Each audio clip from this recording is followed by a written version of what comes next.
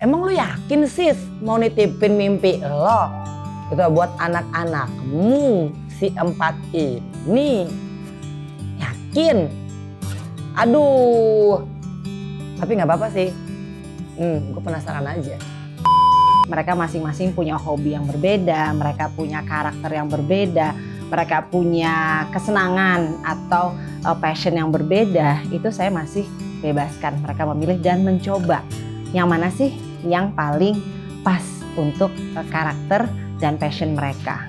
Untuk yang besar misalnya, saya hanya menjadi wadah atau kontainer yang aman aja untuk dia memilih. Itu pengalaman saya tentunya, dan akhirnya saya menyadari bahwa kadang-kadang mimpi seorang ibu itu tidak selalu harus diwujudkan melalui anak-anak. Kita boleh punya mimpi, tapi kita harus hargai bahwa anak-anak kita juga punya mimpi.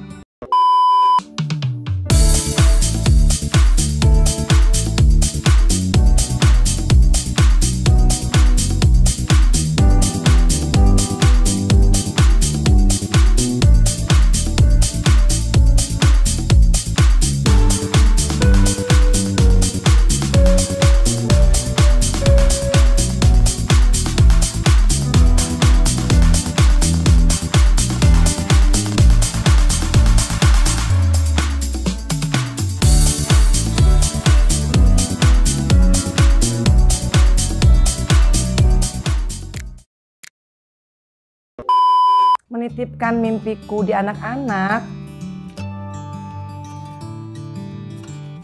Gimana ya?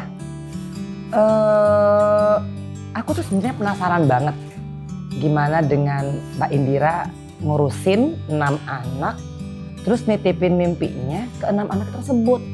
Kira-kira masuk akal nggak ya? Pengalaman saya jadi ibu 6 orang anak, punya 6 orang anak dengan karakter beda-beda. Dari yang paling besar sampai yang paling kecil, nggak ada satupun yang karakternya sama. Mimpinya semua juga beda. Kadang suka mikir juga, punya anak banyak, kita tujuannya orang tua pengennya mereka semua sukses. Nah, terus gue tuh sebenarnya agak wondering juga dengan si Alia Febiani itu loh. 4 besti, kayak anak tangga tau nggak? Terus dia punya mimpi buat anak-anak itu. Kira-kira konflik nggak ya? Menitipkan mimpi pada anak. Sebenarnya menitipkan mimpi pada anak itu apa? Mimpi orang tua, mimpi kita, atau mungkin dulu misalnya seorang ibu yang menjadi dokter tapi belum kesampaian, terus pengen banget anaknya terus jadi dokter. Mungkin itu kali ya menitipkan mimpinya pada anak. Kalau saya sendiri, anak-anak saya jenjang usianya masih berbeda-beda, dari yang masih baru lepas balita sampai sekarang udah SMA. Mereka masing-masing punya hobi yang berbeda, mereka punya karakter yang berbeda, mereka punya kesenangan atau passion yang berbeda. Itu saya masih bebaskan mereka memilih dan mencoba yang mana sih yang paling pas untuk karakter dan passion mereka. Untuk yang besar misalnya, saya hanya menjadi wadah atau kontainer yang aman aja untuk dia memilih. Kadang-kadang anak juga ada yang kemarin sempat juga tidak mau melakukan tugasnya sebagai seorang anak. Ya, saya juga coba menjadi wadah yang aman juga. Saya izinkan untuk mereka berproses, mereka masuk ke cornernya, mereka masuk ke space-nya untuk ya mereka terkoneksi dulu dengan dirinya deh gitu. Mereka gimana rasanya, amannya, nyamannya. Kalau yang kecil-kecil sekarang masih sangat clingy sama saya. Jadi kemana-mana tuh saya masih punya fans berat. Ke kamar mandi, kemanapun, mau pergi ke supermarket itu masih punya fans. Itu saya nikmati. Karena untuk yang besar-besar udah nggak bisa lagi seperti itu. Mereka sudah punya kesenangan sendiri. Nah, terus begini loh besti-besti, aku tuh bingung banget. Ya kan, nitipin mimpi. Boro-boro Mbak Indira tahu mimpi 6 anaknya ini apa-apa. Kan namanya anak-anak zaman now kan agak sedikit nutup, rapet. Kalau aku nanya ke Keanu aja, everything is fine mami, nggak ada masalah kok, aman-aman aja. Terus kita mau nitipin mimpi, gitu Mbak Indira nih ya, ke-6 gitu loh. Waduh, mimpi satu anaknya aja belum mungkin persis dia tahu, ya kan? Terus Alia tuh 4 anak. Masih kecil-kecil, Bo. Mimpinya berubah-berubah kali, ya kan? Terus nanti, emang lu yakin sis mau nitipin mimpi lo Itu buat anak-anakmu si 4 ini. Yakin? Aduh. Tapi nggak apa-apa sih. Gue penasaran aja. Jadi kalau menitipkan mimpi pada anak, kayaknya agak sulit ya untuk anak zaman sekarang karena mereka sudah tahu apa yang mereka mau. Nah, saya sebagai seorang ibu hanya mengawal aja, mengawal dan memperkirakan gitu. Mereka masih ada di track yang sesungguhnya enggak. Mereka masih ada di track mereka enggak. Kalau udah nggak on track, ya kita kasih tahu. Tapi terkadang juga biarkan saja mereka jatuh dan terbentur dulu agar mereka bisa merasakan dan belajar dari pengalaman mereka sendiri. Akhirnya saya harus berdamai, harus mencoba negosiasi, berdamai dengan diri saya sendiri dulu terutama ya, karena saya punya mimpi yang kadang-kadang beda. Saya punya 6 orang anak sekarang, yang 3 sudah dewasa, sudah bekerja, yang 3 lagi menuju juga sudah bekerja dengan profesi beda-beda semuanya. Profesi yang dulu saya pikir, apa iya sih? Contohnya anak saya satu ada menjadi editor, penulis. Apa iya menjadi editor kan bisa sukses? Dan dia buktikan loh bisa sukses. Ada anak saya lagi yang passionnya di musik. Dulu kita pikir jadi pemusik bisa sukses nggak ya? Dan dia berusaha membuktikan dia bisa sukses. Banyak loh mimpi anak-anak yang pertama kali untuk saya menjadi misteri. Benarkah dia bisa mewujudkan mimpinya atau enggak? Itu pengalaman saya tentunya. Dan akhirnya saya menyadari bahwa kadang-kadang mimpi seorang ibu tuh tidak selalu harus diwujudkan oleh anak-anak. Kita boleh punya mimpi, tapi kita harus hargai bahwa anak-anak kita juga punya mimpi. Belum lagi saya juga berpikir kadang-kadang saya punya 2 orang sahabat dan juga ibu yang luar biasa. Tahu kan Angelina Sondah menjadi ibu sambung dari 2 orang anak yang sudah remaja waktu itu. Dan dia juga punya anak sendiri. Ketiga anak ini pasti juga karakternya beda-beda. Saya tuh wondering, Angie tuh sangat attached dengan anak-anaknya ya, anak sambungnya juga. Dan saya lihat kedekatan Angie ini, nggak tahu ya, ini mungkin ada penglihatan saya, kedekatan Angie ini benar-benar yang pure. Saya rasa Angie juga pasti punya mimpi untuk anak-anaknya, tapi saya nggak tahu ya, dalam kehidupan nyatanya apakah Angie juga seperti saya gitu ya, harus juga berdamai dengan mimpi anak-anaknya, karena saya tahu anak-anak Angie juga punya karakter yang beda-beda dan juga kayaknya juga mulai punya profesi yang beda-beda. Yang kecil aja mungkin Keanu yang sekarang masih sekolah dan tentunya pasti akan punya mimpi yang mungkin berbeda karena dia akan jadi generasi yang berikutnya Gen Z, ya kan? Mungkin saya harus juga kapan-kapan mesti harus diskusi sama Angie untuk, Ji, bener nggak sih saya nih udah jalan hidup jadi ibu punya mimpi yang ternyata nggak bisa saya titipkan kepada anak-anak, kamu gimana ya? Harus diskusi juga kayaknya sama Angie karena Angie juga still on the process.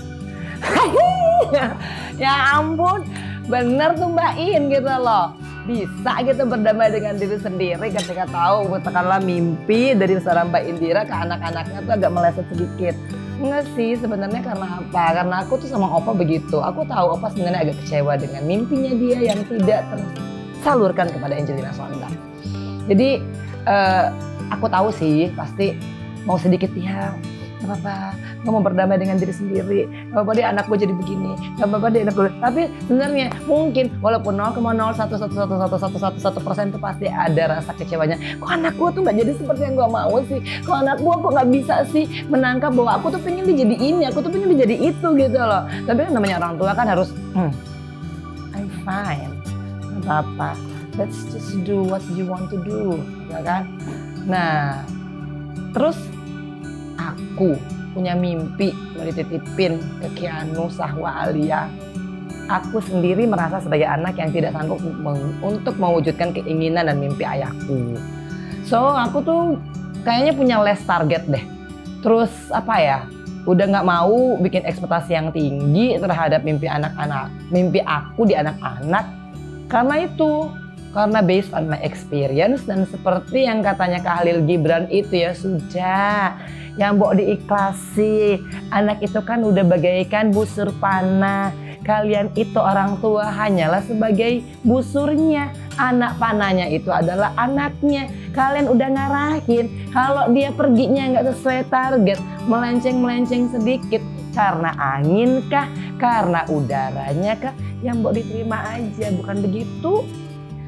Kalau ngelihat Mbak Indira yang anaknya 6 dan sudah dewasa ya semuanya, ada yang sudah bekerja, mereka sudah sukses mengejar apa yang dimimpikan dan dicita-citakan. Wah, pengen tahu juga gimana ya cara mengawalnya pada saat kecil sampai besar itu gimana nih? Apakah mengerucut dari bawah ke atas? Maksudnya Dulu dijaga, tapi makin lama makin dikasih keleluasaan nih si anak untuk bisa memanuverkan apa yang diinginkan atau menjalankan apa passionnya, atau mungkin kebalikannya, kerucutnya. Waktu kecil itu banyak dibebaskan, makin besar makin dikasih arahan. Nah, aku juga pengen tanya nih ke Mbak Indira, gimana sih kemarin itu Mbak Indira memanage 6 anaknya? Kalau untuk Angie ada Keanu dan ada juga Zahwa dan Alia. Aku juga mau tanya nih, gimana caranya Angie sekarang kan baru deket lagi sama Keanu ya? Gimana sih Angie bisa menitipkan mimpinya? Apakah betul itu anak-anak masih mau dititipkan mimpinya oleh maminya? Dan juga untuk 2 anak sambungnya, masih mau nggak dititipkan mimpinya? Atau memang Angie sudah membebaskan juga? Saya sangat attach dengan anak-anak saya. Jadi waktu anak-anak masih kecil, saya nggak pernah keluar rumah. Saya benar jadi rumah tangga, full time ngurus anak-anak. Jadi dari kecil saya punya kesempatan membisikkan banyak hal.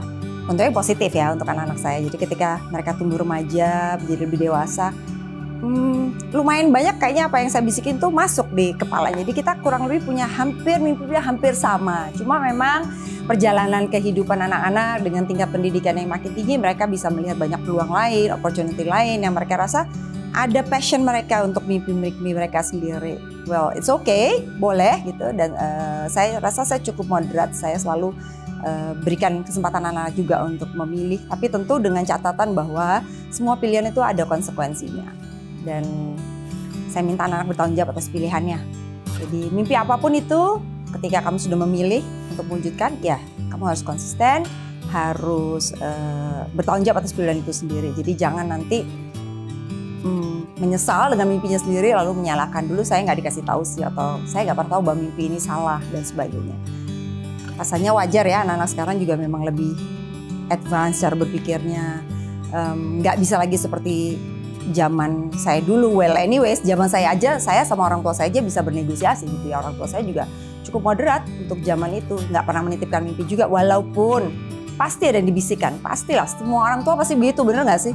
Coba deh Jelita tercinta, bener nggak kalau kalian punya anak, kalian menitipkan mimpi melalui bisikan-bisikan indah kepada anak-anak? Pasti bener dong, bukan bisikan setan ya, bisikan-bisikan indah.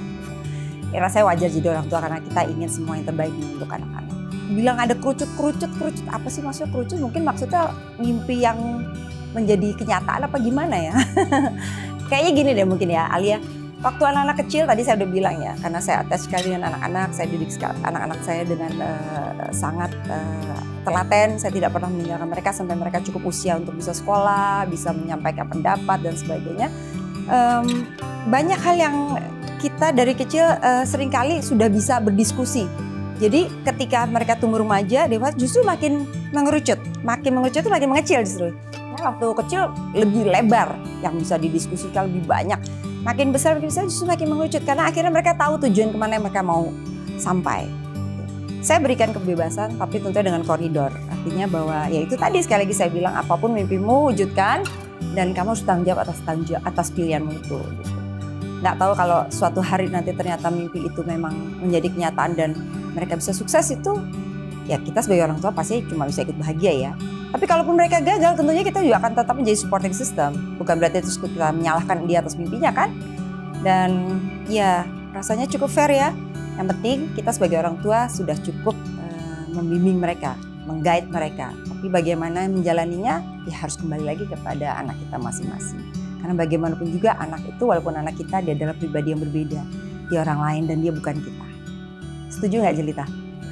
Terus ya, Alia, dia tuh filosofis banget loh ya. Bahasanya tuh, gue nggak tahu deh, bahasa psikologi tingkat tinggi gitu kan. Nah kayaknya kadang-kadang kurang jejak, tau nggak sih? Gue gemes, pengen gue pelintir gitu loh telinganya, ya kan? Biar pada ngerti. Aku mungkin yang nggak ngerti, soalnya gue mau bilang sama dia ya, Alia sayangku, kalau lu bawa bahasa ini di anak-anak yang di pinggiran jalan tuh mana susah banget nangkepnya, nggak ngerti ya kan?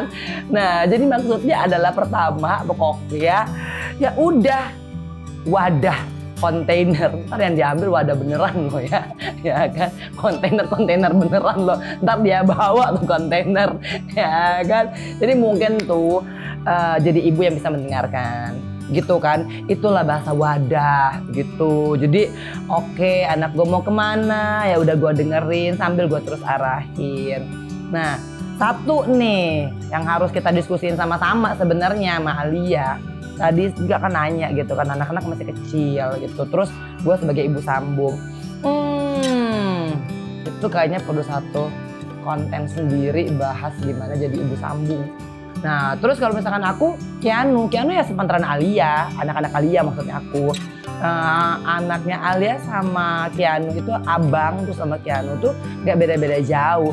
Badannya besar gitu kan. Tapi kadang-kadang pemikirannya juga ya sesuai umurnya gitu. Dan gimana ya, aku jadi wadah buat mimpi-mimpinya Keanu. Aku aja masih belum ngerti kadang-kadang Keanu mau kemana.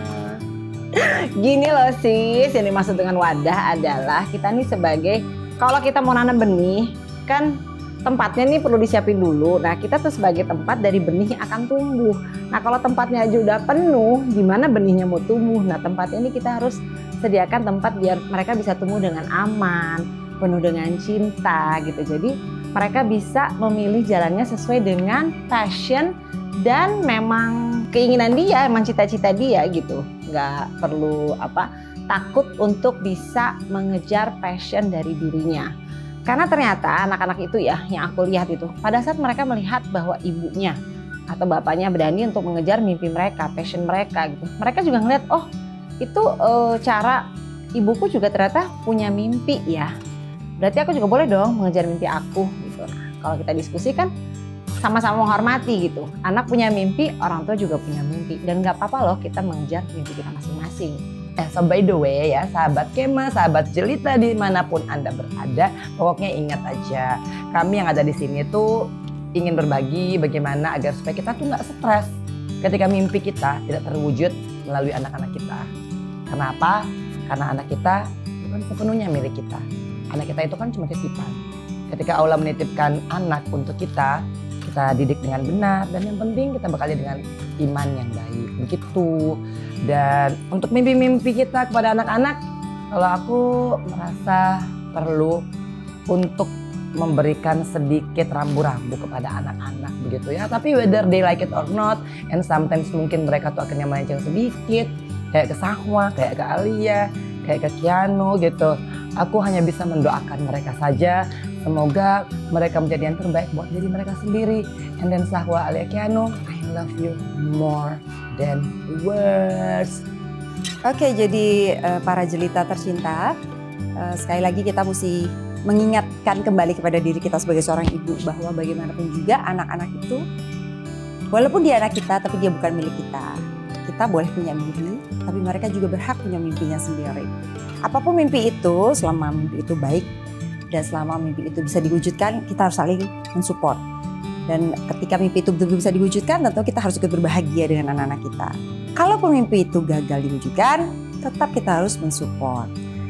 Kalau masih ada mimpi kita yang juga masih kita inginkan mereka untuk bisa mewujudkan dan mereka berkenan, ya nggak apa-apa juga. Kita lebih senang lagi pastinya kan, karena pasti mimpi kita sebagai seorang ibu adalah mimpi yang baik. Nggak mungkin mimpi kita mimpi yang buruk dan membawa anak-anak jalan yang salah.